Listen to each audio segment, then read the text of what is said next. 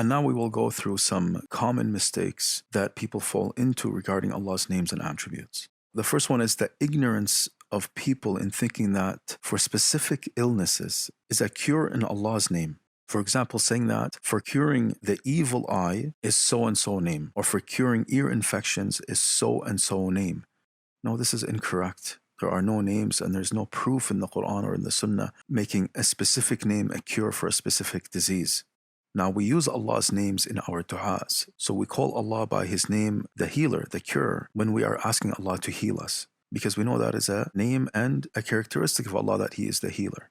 A second mistake people fall into is hanging Allah's names on walls and in cars, thinking it will protect them from evil.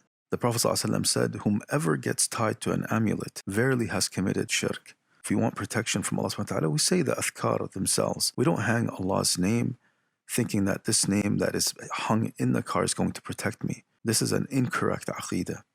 Another mistake people fall into is repeating the 99 names of Allah subhanahu wa ta'ala every day a specific number of times. This is clearly an innovation and it is not from the Sunnah.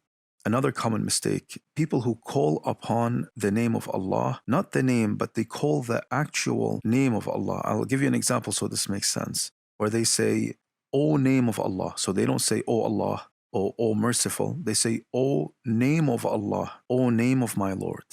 So such a statement is incorrect to use when you are making dua.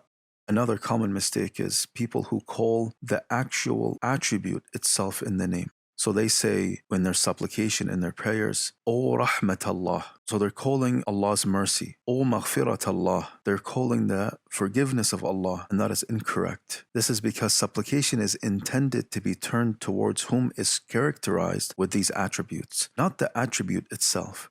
So you say, Ya Ghafoor, Ya Rahim. And from these mistakes as well, and it is a major mistake, it's people who name Muhammad sallallahu alaihi wasallam with names of Allah subhanahu wa ta'ala or characteristics or attributes of Allah subhanahu wa ta'ala, like saying that Muhammad is the first and the last, al-awwal wal-akhir. And this is haram and impermissible. These are things that only belong to Allah subhanahu wa ta'ala. That is why it is tawheed.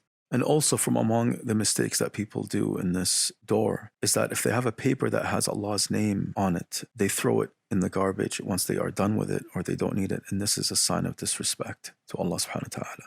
We are ordered to either bury it in the sand or to burn it, but we do not throw it in the garbage. We do not throw it where people might step on it and so on and so forth. I would like to advise you and advise myself in the importance of studying the different names and different attributes of Allah subhanahu wa ta'ala.